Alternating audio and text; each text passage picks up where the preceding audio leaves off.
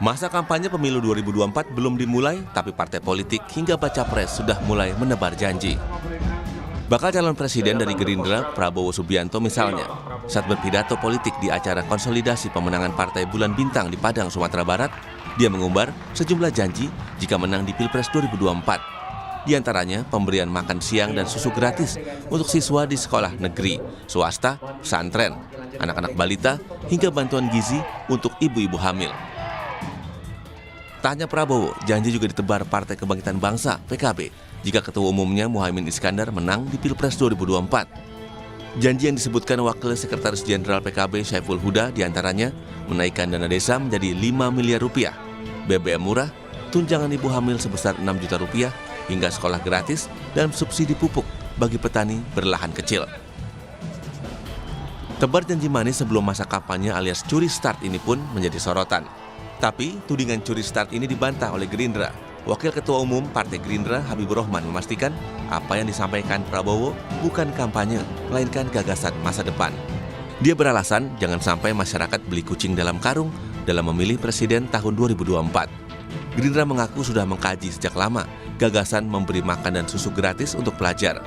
Upaya ini dilakukan untuk memperbaiki gizi dan menangani stunting generasi muda Indonesia.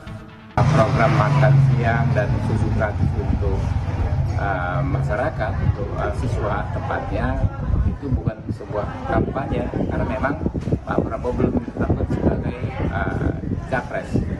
Itu merupakan gagasan, merupakan ide besar dari Pak Prabowo. Memang sejak dahulu dikaji ya, bahwa Indonesia ini perlu bagi kita meningkatkan gizi bagi anak-anak, bagi anak muda supaya sehat jiwa dan badannya.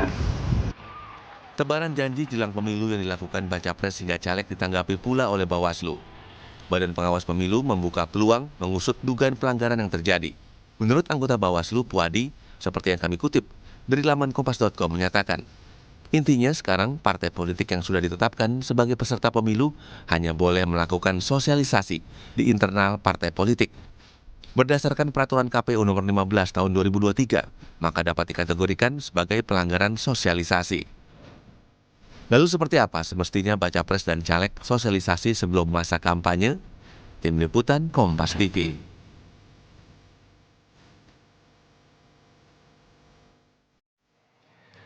Masa kampanye pemilu 2024 belum dimulai, tapi partai politik hingga bakal calon presiden sudah mulai menebar janji. Alasannya sosialisasi agar publik kenal dan jangan sampai istilahnya membeli kucing dalam karung gitu.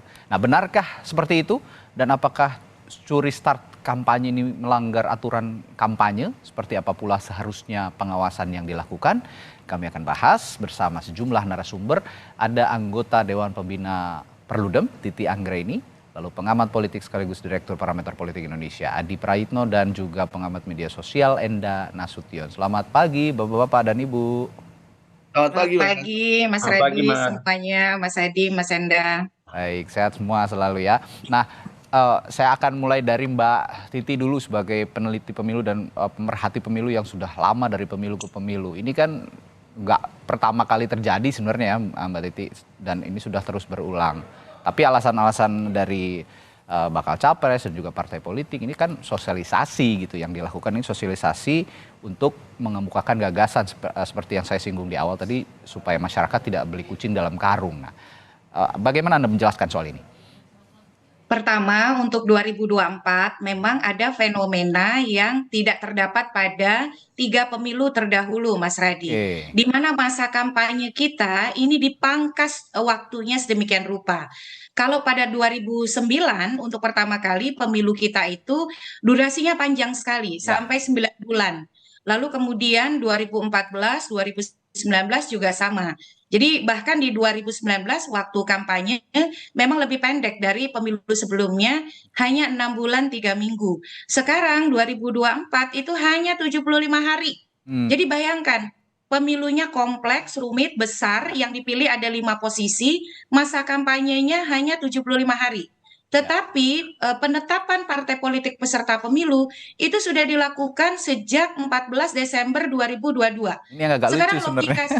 betul, logika saja deh, partai politik sudah ada, lalu proses pencalonan sudah berlangsung sejak bulan Mei. Apa iya mereka diam-diam saja? Kan tidak ya, begitu. Nah, jadi di situ memang yang menjadi salah satu pemicu mengapa kemudian ada upaya-upaya untuk memanfaatkan masa jeda antara penetapan partai politik peserta pemilu dengan masa kampanye untuk melakukan apa yang mereka sebut dengan sosialisasi politik. Dan sosialisasi politik itu memang dimungkinkan menurut peraturan KPU nomor 15 tahun 2023. Tapi sayangnya memang ada ruang-ruang gelap yang tidak bisa dijangkau. Jadi sosialisasi politik itu dibolehkan menurut peraturan KPU sepanjang tidak menampilkan tanda gambar dan nomor urut. Nah, kalau partai politik tanda gambar dan nomor urut kan sudah ada. Kita lebih mudah untuk menilai apakah ada kampanye di luar jadwal atau tidak. Betul. Tapi yang susah dinilai adalah kalau dia baru mau jadi bakal capres, baru punya elektabilitas pertama, kedua, ketiga. Peserta pemilu juga bukan, diusung partai politik didaftarkan ke KPU juga belum. Jadi ruang abu-abu itu yang sekarang terutama di Pilpres dimanfaatkan untuk mendongkrak elektabilitas dan makin mengokohkan keberadaan mungkin posisi tawar juga di partai politik. Dan itu memang di dalam peraturan atau perundang-undangan kita kalau pendekatannya sekedar legalistik formal ya tidak bisa dijangkau kecuali soal moralitas politik, itikat baik dan seterusnya. Itu baru bicara soal ruang yang aturan main. Yang kedua soal pendanaan. Nah, soal pendanaan ini lebih sedih lagi karena dana kampanye atau dana-dana yang keluar untuk kepentingan tadi membangun sosialisasi politik, mengokohkan kehadiran dan eksistensi politik di masyarakat, itu tidak bisa ditagih oleh masyarakat. Karena dana kampanye kita itu hanya pendanaan selama masa kampanye. Jadi di situ yang memang menurut saya masyarakat juga harus jeli untuk menilai apakah misalnya masyarakat kita, para calon kita ini patuh atau tidak pada aturan main yang sudah dibuat. Yang kedua, apakah para calon atau aktor politik ini terbuka, akuntabel soal dana-dana yang mereka keluarkan di luar periode atau masa kampanye. Dan yang terakhir ke depan menurut saya tidak boleh lagi nih masa kampanye pendek seperti ini. Karena bagi saya sebagai pegiat pemilu mudaratnya lebih banyak daripada manfaatnya. Sepakat, karena apa artinya 75 hari orang waktu yang panjang saja kadang kita merasa tidak cukup untuk menilai, memilah-milah mana yang paling baik yang harus kita pilih begitu. Nah ini seharusnya memang ada penyelenggara pemilu yang bisa menjawabnya pagi hari ini. Tapi kita akan ke Mas Adi juga nih. Mas Adi, tapi saya ingin bertanya nih soal memangnya curi start kampanye ini yang dilakukan ya katakanlah curi start begitu ya, meskipun masih ambigu juga ini dikatakan curi start atau tidak gitu. Tapi memangnya ada pengaruh kepada opini atau pengenalan masyarakat terhadap kandidat di pemilu saat ini, Mas Adi? Ya, saya kira dua hal, Mas. Pertama, dalam politik itu tidak pernah dikenal dengan istilah curi start. Jadi sepanjang calon presiden itu belum diputuskan secara definitif oleh KPU sebagai kontestan, maka sepanjang itu juga dia itu mampu dan bisa melakukan apa saja untuk mengidentifikasi dirinya sebagai sosok yang paling mungkin bisa melakukan pendekatan kepada rakyat. Makanya kemudian isu-isu yang disampaikan oleh setiap calon yang potensial maju ini kan sebenarnya tidak lebih dari sebatas jualan politik ya. Bahwa mereka ini adalah pemimpin populis, pemimpin yang berpikir untuk rakyat, mereka keseharian hidupnya untuk rakyat dan seterusnya dan seterusnya. Padahal kita tahu bahwa yang berjanji ini adalah mereka yang saat ini juga menjadi bagian dari pemerintahannya Jokowi. Kenapa tidak dari kemarin-kemarin saja mereka bicara tentang BBM gratis, bicara tentang makan dan sarapan pagi gratis. Kenapa baru mau diomongkan setelah dirinya itu mau maju di 2024 ya. Itu yang saya tangkap sebagai sebuah sosialisasi politik supaya para calon ini teridentifikasi sebagai sosok yang pro rakyat gitu ya, populis dan seterusnya dan seterusnya. Yang kedua Mas, ternyata memang isu-isu yang disampaikan oleh calon presiden ini adalah isu-isu yang sebenarnya down to earth, dirasakan langsung oleh rakyat ya. Yaitu isu-isu keseharian tentang mengatasi stunting, tentang gizi buruk, tentang ibu-ibu hamil gitu ya, termasuk yang menurut saya memang penting isu terkait dengan apa namanya subsidi BBM atau BBM gratis ya. Meski kita tidak pernah tahu bagaimana cara mengkalkulasi BBM gratis karena BBM dicabut subsidinya sedikit kan berimplikasi pada kenaikan BBM, Ya. ibu-ibu teriak-teriak ya yang saya kira kita tahu persis bagaimana BBM kita ini kan tidak gampang untuk dijelaskan dengan gratis dan tidak gratis. Hmm. Itulah yang saya kira bahwa dalam mazhab politisi itu sederhana, janji dulu diaplikasikan belakangan. Kan itu saja judulnya, Mbak. Janji dulu, persoalan itu diwujudkan atau tidak itu lain hal. Karena kalau kita tracking satu persatu, ya semua dari janji para politisi di negara ini, mungkin cuma 1% yang terwujud. Selebihnya itu adalah janji-janji gombal, lip service sebagai upaya untuk mempengaruhi pemilih sebenarnya. Oleh karena itu, penting kita ke depan gitu untuk men-tracking calon pemimpin kita itu bukan hanya mereka yang ngomongnya cukup bombastis, bahasa anak sekarang itu lebay, tapi sebenarnya cukup tidak bisa dipertanggungjawabkan. Coba bisa dibayangkan, makan gratis itu duitnya dari mana? Hmm. Mestinya yang diperkuat itu soal bagaimana ketahanan pangan. Orang kembali nyaman menjadi petani. Kan problemnya sekarang banyak orang desa itu tidak mau jadi petani. Mereka itu tidak mau misalnya tanam padi dan seterusnya. Di kampung Ya. saya di ujung Pulau Madura di sana, Mas, Mhm. banyak petani-petani sekarang itu tidak mau jadi petani. Mereka ngerantau ke Jakarta jadi tukang apa namanya pedagang sembako, ada yang jadi TKI dan seterusnya. Karena menjadi petani itu tidak menjanjikan untuk sustainability kehidupan mereka. Ya. Mestinya yang dilakukan itu adalah bagaimana mensejahterakan petani. Mereka itu kalau panen kemudian dibantu menjual panennya. Jangan sampai Baik. panen itu bingung nih mau Ya. dijual kemana. Termasuk subsidi, subsidi pupuk, subsidi pangan, dan seterusnya, dan seterusnya. Ya. Saya lihat rata-rata ini kan yang disampaikan oleh para calon kan bukan hanya soal bombastis, tapi dalam banyak hal tidak realistis dan Ya. target jangka pendek, subsidi, subsidi, dan gratis, dan gratis. Mestinya yang di empowering itu adalah soal sektor yang mau dikembangkan. Misalnya soal makan gratis, kenapa tidak sektor ketahanan pangannya jadi Hmm. perbaiki? Misalnya soal subsidi BBM, kenapa yang dibicarakan itu tidak terkait dengan soal lifting minyak misalnya atau bicara tentang renewable energy, energi terbarukan. Terbarukan, ya. Supaya kita itu jauh lebih melompat ke depan. Rata-rata yang disampaikan ini kan jangka pendek untuk kepentingan 2024 supaya dipilih orang datang ke TPS dan mereka ini dinilai sebagai pemimpin yang pro rakyat, Ya. peduli terhadap masyarakat dan populis. Bagi saya inilah yang kemudian membuat politik kita itu menjadi tidak sehat karena hampir 99% janjinya itu ya sebenarnya adalah janji-janji yang Ya. tidak realistis dan sangat utopis untuk bisa diwujudkan. Jadi ya kelihatannya baru tapi sebenarnya so yesterday ya isu-isu ini banyak yang sudah diungkapkan jauh-jauh hari dan hanya untuk jangka pendek. Dan juga kalau saya nyimak analisisnya Mas Adi tadi, ini kayaknya kita perlu lembaga khusus untuk menagih janji-janji politisi ini karena tidak ada yang apa ya, maksud saya tidak ada lembaga ataupun civil society yang berkumpul untuk secara khusus menagih janji-janji ini. Ini yang harus diperhatikan juga sebenarnya. Sebenarnya ada, Dari Mas. Hampir semua politisi, civil society, aktivis-aktivis itu rutin menagih janji para politisi. Tapi tidak kedengeran suaranya gitu loh, Mas Adi. Ya, bukan tidak didengar, pura-pura tidak dengar, Mas, karena memang tidak realistis program mereka itu. Oke, karena tidak realistis. Nah, yang menarik juga dari sosialisasi para politisi, para bakal capres dari yang diusung partai-partai politik. Sekarang ada tambahan sebenarnya dari sosialisasi mereka di media mainstream. Sekarang ada media sosial yang sebenarnya makin sulit juga diawasi.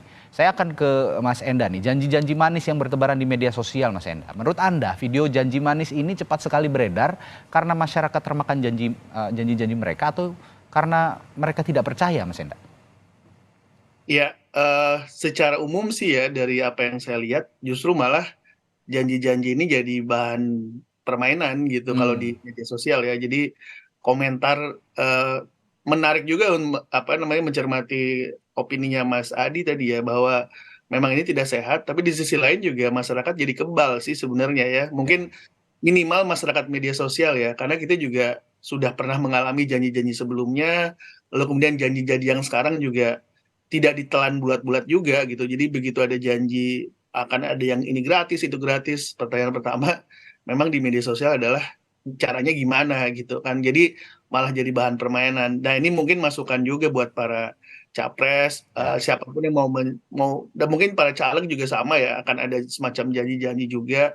Saya rasa bukan saja permasalahan janjinya, tapi mungkin perlu semacam breakthrough atau ide kreatif sehingga memang janjinya ini atau idenya ini atau gagasannya ini bisa keluar dari keluar dari standar janji-janji politik yang lain gitu. Jadi malah bisa jadi mungkin menangkap imajinasi publik ya, sehingga mungkin jadi value-nya bisa lebih gitu. Dan tentunya harapan kita adalah ini bukan sekedar janji, tapi bisa dijalankan, memang ada rencananya, ada targetnya, lalu kemudian memang akan dilaksanakan gitu. Oke, nah sekarang juga sebenarnya konten-konten para politisi ini sudah menyasar media sosial dan sudah banyak yang dikemas secara kekinian gitu. Nah, nanti setelah jeda kita akan juga melihat, akan menganalisis seberapa besar sebenarnya informasi atau video-video yang dikemas secara khusus di media sosial ini bisa memengaruhi opini masyarakat akan satu kandidat atau partai politik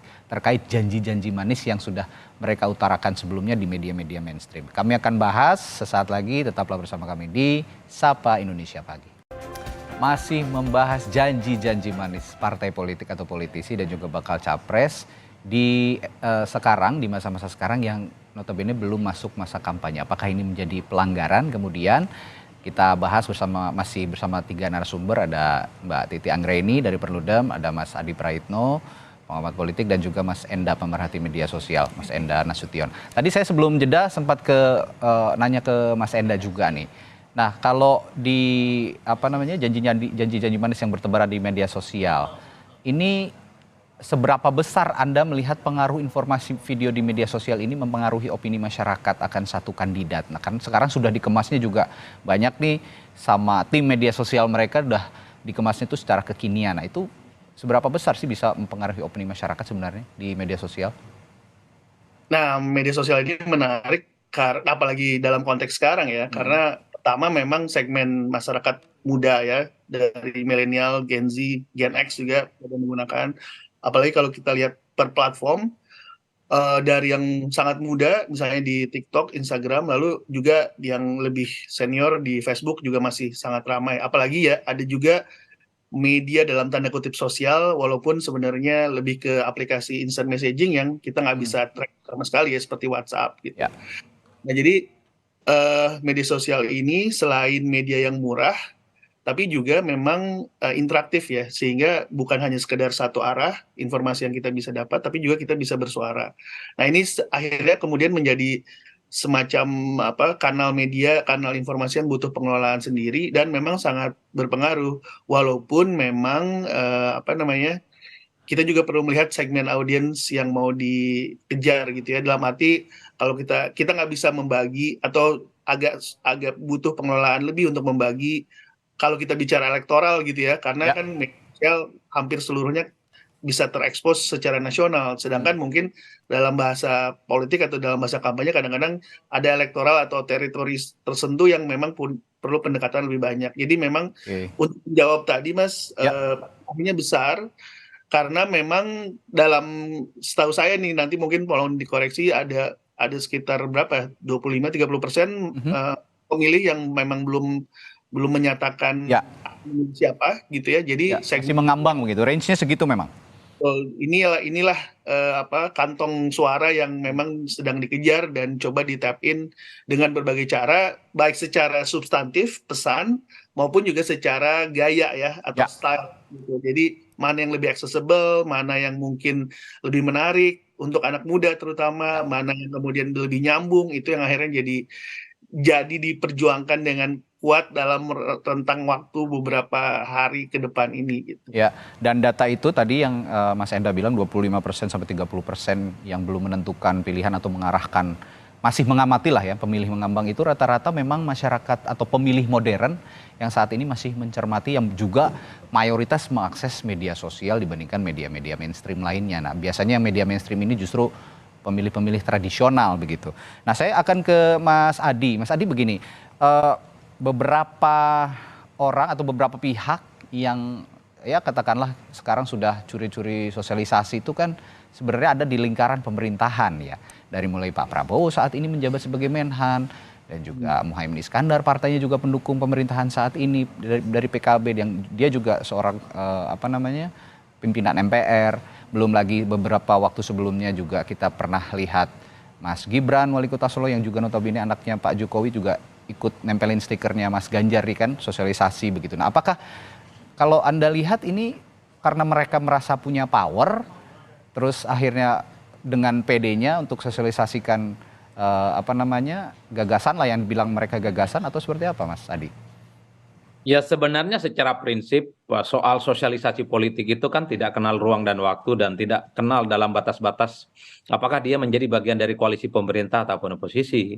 Ya. Sosialisasi ini kan sebenarnya bagian dari campaign supaya mampu melakukan penetrasi, afiliasi kepada publik sebagai sosok yang menurut mereka akan dipilih, Mas.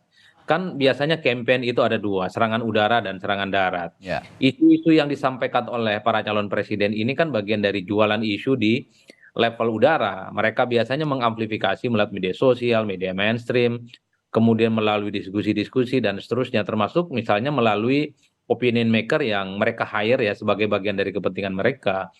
Tapi ingat ya bahwa masyarakat kita itu tidak melulu menjadikan pilihan politisnya dalam menentukan preferensi di TPS misalnya berdasarkan isu-isu yang berkembang. Karena masyarakat secara umum sudah terbiasa dikibuli, sudah terbiasa dengan janji-janji yang sebenarnya cukup bombastis dan tidak pernah realistis. Ya. Dari dulu kan bicara tentang subsidi BBM murah, tentang pendidikan dan akses terhadap kesehatan dan pendidikan yang gampang dan seterusnya. Dan publik juga tahu di dunia kesehatan misalnya agak semeraut sampai sekarang. Oleh karena itu saya ngomong, kenapa harus nungguin jadi calon presiden bicara yang seperti ini? Rasa-rasanya mereka ini hanya ingin jadi malaikat di 2024. Bagaimana misalnya PKB sepanjang 10 tahun menjadi bagian dari koalisinya Jokowi, mengapa tidak bicara tentang soal BBM gratis bagi mereka yang punya sepeda motor misalnya? Kenapa itu tidak disampaikan oleh Pak Jokowi sebagai sebuah kebijakan yang menurut saya penting untuk dieksekusi, ataupun Prabowo Subianto yang belakangan sangat Jokowi gitu ya. Bahkan Jokowi dari Jokowi, kenapa tidak bicara tentang ada program makan gratis buat anak-anak yang kemudian dipersiapkan sebagai generasi bangsa? Kenapa harus nunggu jadi calon presiden? Ini yang saya kira menurut saya paradoks ya. Satu sisi mereka ini adalah orang-orang dalam, tapi pada saat yang bersamaan mereka ini dalam tanda kutip hanya terkesan memang menyampaikan kepada publik sebagai sebuah narasi politik bahwa seakan-akan mereka ini adalah pemimpin yang pro rakyat. Kalau bicara ini itu adalah kubu oposisi, tidak terafiliasi dengan pemerintah, ya saya kira mungkin dianggap sebagai terobosan yang layak untuk diperhatikan. Tapi karena yang bicara itu orang dalam, menjadi koalisinya Jokowi, partai-partai yang saya kira cukup dekat dan bisa bisik-bisik langsung, bicara langsung dengan presiden, ya orang menganggap ini hanya sebatas lip service, jualan janji politik yang saya kira memang selama ini sering dilakukan oleh para politisi. Oleh karena itu Mas, selain janji-janji politik yang sebenarnya orang sudah apatis, yang paling penting adalah bagaimana melakukan kerja-kerja politik yang nyata ya. Kalau kita lihat kepada masyarakat, faktor apa yang kemudian akan mereka lakukan gitu dalam menentukan pilihan adalah pemimpin yang sering ditemui oleh mereka. Ya, kunjungan langsung, belusukan langsung, sosialisasi langsung, bisa diajak selfie di sawah, bisa diajak selfie di pasar dan seterusnya. Memang masyarakat kita itu pendek. Betul bahwa misalnya Gen Z itu adalah mereka yang engage dalam media sosial. Betul pemilih pemuda kita itu hampir 60% di 2024. Tapi setahu saya mereka main medsos itu bukan untuk tahu bagaimana pemimpin itu bicara politik, bicara tentang kampanye. Mereka ini adalah main media sosial, cari teman gitu ya, huru-hara. Dan yang paling penting adalah cari pekerjaan, bukan yang lainnya.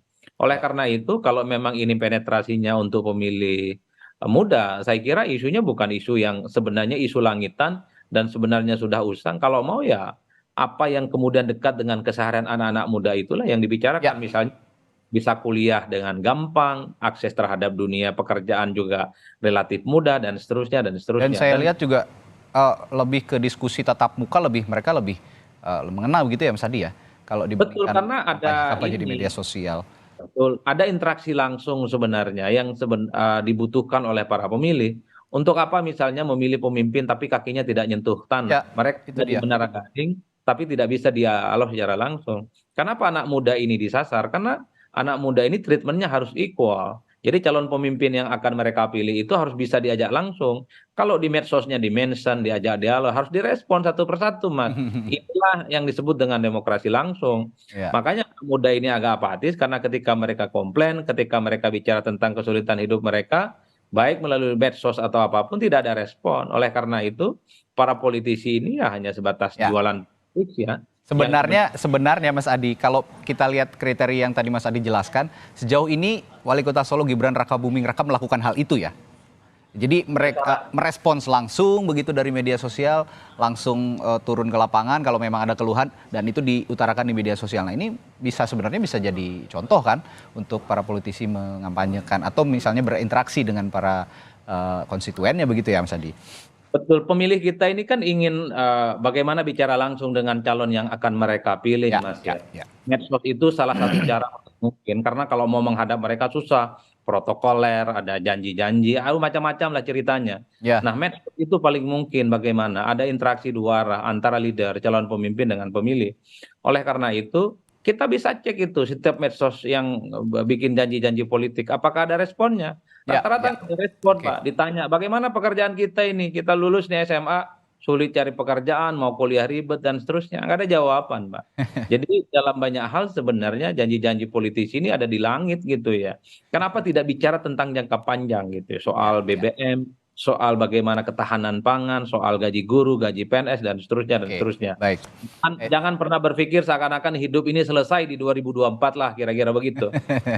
Janjinya masih di langit begitu. Nah, ini tadi soal konten janji-janji manis dari para politisi. Tapi sekarang saya akan ke Mbak Titi, karena sudah kecebur lah istilahnya gitu. Sekarang masa kampanye pendek, tapi sudah banyak juga yang mulai nyolong-nyolong lah ya, curi-curi untuk sosialisasi. Tapi jika kandidat ingin memperkenalkan lebih awal, katanya kan biar nggak beli kuci dalam karung begitu, Mbak Titi.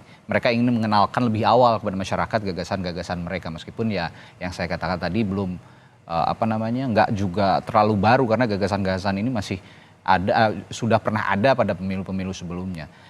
Tapi kalau mereka pengen dikenal lebih awal oleh masyarakat, sebenarnya apa yang harus dilakukan agar tidak menyalahi aturan sejauh ini? Ya, tadi sudah disampaikan ya bahwa media sosial itu memang menjadi peluang yang bisa dimanfaatkan di tengah sempitnya durasi kampanye. Tapi juga publik perlu ingat, citra diri itu bisa dikreasikan sedemikian rupa, tetapi rekam jejak tidak pernah bisa dibeli. Nah, presiden dan wakil presiden di Indonesia itu dinominasikan oleh partai politik atau koalisi partai politik. Jadi korelasi antara partai politik dan bakal calon presiden itu sangat dekat. Tidak mungkin kita punya presiden yang bisa bekerja baik kalau tidak ditopang oleh partai politik yang juga baik yang ada di parlemen. Nah, oleh karena itu pertama menurut saya publik tetap harus tidak boleh melupakan partai politik dalam hal ini pemilu DPR, DPRD, dan juga tentu DPD. Karena hiruk pikuk gempita pilpres itu realitasnya membuat publik kita tidak terlalu peduli dengan pemilu legislatif. Jadi atensi intensinya itu mayoritas untuk pilpres. Makanya kalau kita lihat 2019, tingkat partisipasi kita memang tinggi. Saya tidak terlalu khawatir ya soal angka pengguna hak pilih 81%. Padahal kita voluntary vote gitu ya, sukarela. Tetapi kepedulian terhadap pemilu legislatif itu rendah. 11,12% suara yang diberikan di TPS itu tidak sah. Dan mayoritas dibiarkan surat suara legislatif itu kosong. Karena mereka tadi prioritasnya adalah di pilpres, dan yang kedua pemilu legislatif itu dianggap rumit sehingga tidak mau terbebani, ya sudah surat suara diterima tapi tidak dicoblos, dibiarkan kosong masuk ke dalam kotak kembali. Itu pertama. Yang kedua, pada dasarnya sosialisasi politik, apa yang dilarang di kampanye itu juga mestinya tidak dilakukan di sosialisasi politik.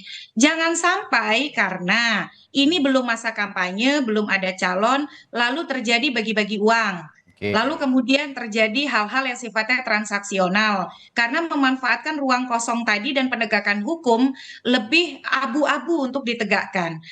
Dan juga yang menjadi penting adalah di media sosial itu tadi ya 1000 janji, 1.000.000 janji bisa disampaikan, tapi rekam jejak itu tidak pernah bisa terbeli.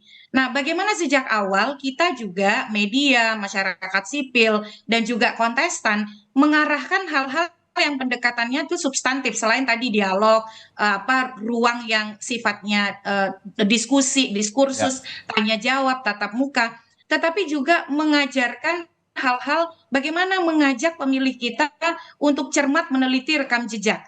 Jadi ini juga membentengi klaster pemilihnya dia supaya tidak bisa mudah ditipu oleh narasi-narasi yang karena kebutuhan itu kan realistisnya di depan mata tuh hari ini. Orang butuh BBM gratis, yaitu dibutuhkan saat ini juga, makan gratis juga dibutuhkan saat ini juga. Tetapi kan bagaimana membuat konstituen dia supaya tetap loyal, tetap logis, itu kan perlu dibantu oleh peserta pemilu. Kalau Mas Adi itu selalu ngomong, perhatikan rekam jejak, kapasitas calon, kemampuan partai untuk merealisasikan. Tetapi kan hal yang sama harusnya itu keluar dari partai politik, keluar dari pasangan calon yang harus juga memelihara loyalitas logis dari konstituennya gitu. Baik, baik Mbak Titi. Nah ini untuk penutup juga saya akan ke Mas Enda. Tadi Mbak Titi juga sempat menyinggung soal pileg yang sebenarnya rumit dan akhirnya masyarakat banyak yang akhirnya abai terhadap surat suara di pemilihan legislatif begitu. Nah kalau demikian Mas Enda, saya ingin menanyakan juga kalau di media sosial, jadi sekarang itu yang banyak promo, yang banyak sosialisasi, lebih banyak caleg-caleg atau bakal capres atau cawapres, Mas Enda? Nah ini juga memang agak disayangkan ya, karena memang yang paling kedengaran justru pertarungan capres memang yang paling menarik perhatian gitu. Tapi dari sisi calonnya sendiri harusnya memang lebih ditingkatkan ya calon, karena gini. Ini mungkin bukan fenomena di media sosial aja, tapi secara menyeluruh. Kita juga sama-sama tahu caleg juga punya kelas gitu ya. Ada kelas yang DPR RI biasanya punya modal dan punya kemampuan lebih tinggi misalnya dibandingkan dengan yang di DPRD tingkat 2, apalagi di tingkat 1 maupun di tingkat 2 gitu. Jadi kalau kampanye secara tradisional atau secara biasa saja, walaupun sebenarnya areanya lebih kecil ya, sehingga mungkin logikanya biayanya harusnya lebih sedikit gitu. Tapi itu pun karena masih calon dan mungkin bukan nomor pasti, itu pun agak dalam tanda kutip malas dilakukan gitu ya. Apalagi ketika kemudian mencoba berdiskusi lewat media sosial, pasti sudah tertutup dengan kampanye capres lebih dahulu. Nah, cuma saya melihat ada opportunity juga bahwa memang di satu sisi ya kampanye itu kan begitu-begitu aja gitu, desain tuh begitu-begitu aja, semua baligo, semua spanduk itu ditampilkan sama. Kalau dalam teori komunikasi kita ada bilang bahwa kalau kita sudah sering lihat iklan yang sama, itu tuh dengan otomatis kita akan mengignore pesan itu gitu. Nah, itu yang mungkin perlu dihindari dan perlu ada breakthrough keluar ya, punya unique position untuk masing-masing caleg, terutama mungkin kalau capres atensinya sudah banyak gitu. Tapi kalau caleg, kalau kita cuma satu di antara 1.000 orang yang menampilkan wajah dan dengan partainya, gimana audiens, apalagi anak muda sekarang mau melihat kita gitu. Jadi ini mungkin pesan untuk para caleg, saya rasa ada kesempatan, ada opportunity untuk breakthrough di media sosial ataupun di media, di ruang nyata gitu ya. Tapi banyaklah ini opportunity yang bisa diolah di situ sebenarnya gitu. Lagi-lagi kalau ngomongin media sosial memang bicaranya inovasi, konten-konten itu nggak bisa flat-flat aja gitu ya kalau mau diperhatikan oleh para penikmat media sosial. Dia harus memang eye catching, ear catching dan sebagainya. Ini yang harus diperhatikan bersama oleh para politisi. Nah, ini sebagai penutup untuk Mas Adi juga Mbak Titi, saya akan informasikan dulu nih, sebenarnya kita sudah mengundang penyelenggara pemilu dari Komisi Pemilihan Umum dan juga Bawaslu untuk mendiskusikan hal ini yang sebenarnya harusnya bisa dengan jelas menerangkan aturan-aturan kampanye di pemilu 2024, tapi belum ada yang bisa menghadiri dialog kita di pagi hari ini. Tapi terakhir dan Mas Adi dan juga Mbak Titi, pesan-pesan untuk penyelenggara pemilu sebenarnya dalam konteks kampanye pemilu yang begitu singkat, mulai dari Mas Adi silakan. Ya sederhana, KPU itu dan Bawaslu jangan terlampau bicara sesuatu yang di luar tupoksinya. Mereka fokus pada pekerjaannya itu supaya pertama masyarakat itu datang ke TPS bukan karena janji, bukan karena uang, dan bukan karena mobilisasi logistik ya. Tapi memilih pemimpin di tengah keterbatasan kampanye, tentu dengan men-tracking dari segala hal yang sudah mereka lakukan. Terkait dengan Pilpres, saya kira orang yang akan bertanding di 2024 bukan newcomer, tapi adalah mereka yang saya kira punya track record, punya rekam jejak yang sudah bisa kita lihat secara transparan. Siapa yang banyak ngomong tapi kinerjanya dikit, dan kita juga bisa melihat siapa yang ngomongnya sedikit tapi kerjanya banyak. Ya tentu kita semua sudah ada preferensi politik masing-masing ya. Dan yang paling penting persis ini Mas, bahwa 2024 itu bukan hanya pilih presiden ya, tapi anggota dewan bagi saya cukup menjadi preferensi pilihan politik kita yang saya kira kita tahu persis mereka ini tidak pernah kampanye sebenarnya. Kampanye dengan mobilisasi, mobilisasi dengan cara ya transaksi politik, vote buying dan seterusnya yang saya kira apalagi yang petahana ya Mas Adi ya.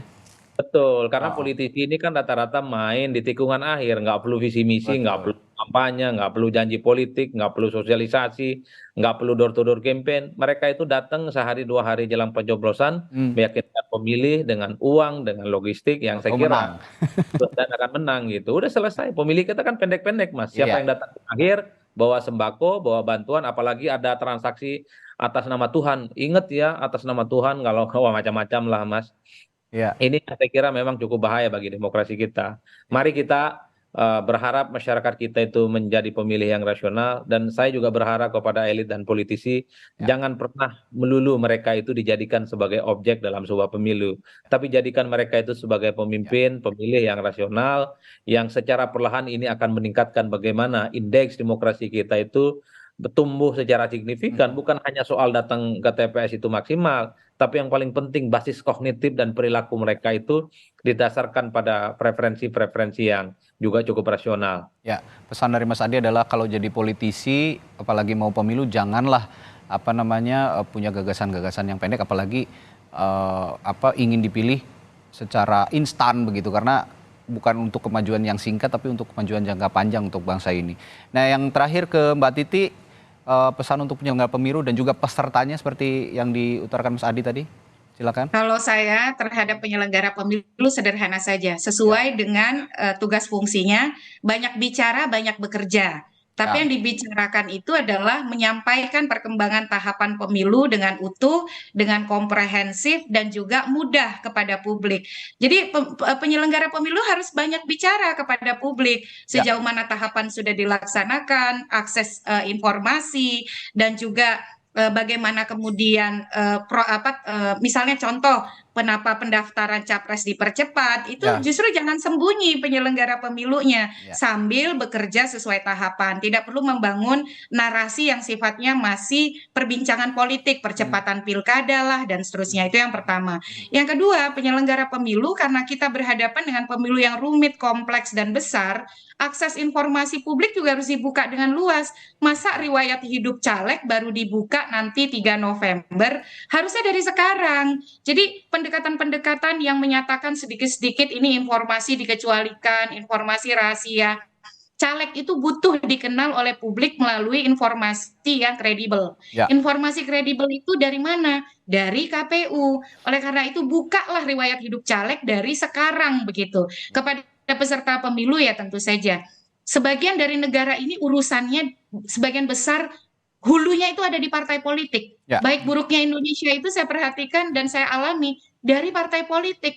Jadi mulailah menjadi institusi yang memang yang akan membawa Indonesia lebih baik. Bukan sekedar pragmatis ataupun kemudian kepentingan yang sifatnya jangka pendek. Nah, karena itu saya kira partai politik menjadi ujung tombak ya untuk betul-betul memastikan 2024 itu bukan sekedar seremoni, tapi kita akan memilih peserta pemilu yang punya tawaran jelas, peta jelas terhadap Indonesia akan dibawa kemana ke depan. Baik, bukan sekedar seremoni dan manisnya janji-janji politisi yang kita bahas pagi hari ini, jangan sampai mencederai demokrasi karena janji sesuatu yang harus dilunasi. Kira-kira begitu yang bisa kita tarik garis besarnya dalam diskusi pagi hari ini. Terima kasih narasumber saya pagi hari ini ada Mbak Titi Anggraini dari Perludem, lalu Mas Adi Praitno dari Direktur Eksekutif Parameter Politik, dan Mas Enda Nasution, pemerhati media sosial. Terima kasih Bapak-Bapak dan Ibu, sehat selalu.